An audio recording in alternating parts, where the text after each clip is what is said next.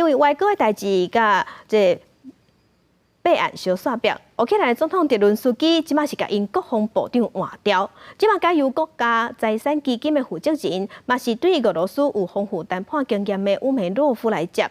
乌梅洛夫来接国防部了后，会对国防进行改革。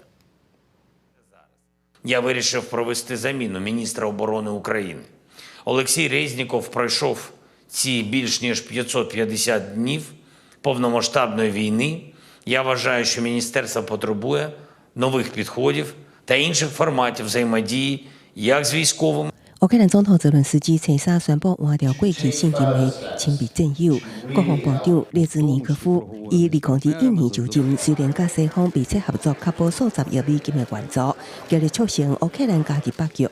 也毋过，伊领导的国防部煞备案连连，为军人军备到军用服装采购，拢传出贪腐，其中部分更加是甲伊有直接关联。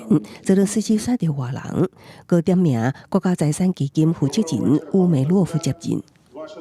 Зараз очолити міністерство має Рустем Умеров. Верховна Рада України добре знає цю людину, і пан Умеров не потребує додаткових представлень.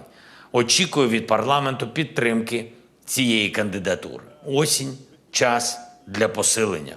乌梅洛夫41岁，是克里米亚塔塔民族主要成员。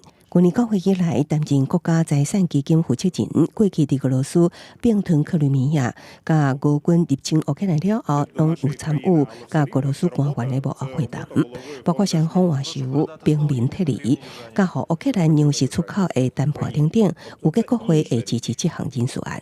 开战1年半以来，乌克兰全国1300间学校互炮火毁掉，9月开学季只有起好防空避难设备的学校会当实体复课，莫发生俄军大屠杀的布查。小学开学典礼缩小规模，只有1年新生甲6年准毕业生，穿传统民族服装代表性出席。当地校舍还未完全重建，防占领期间外流的学生也拢还未完全回归。有计今年也有40万乌克兰学生是伫流亡的海外地区线顶展开升学期。公司新闻是会中朋友。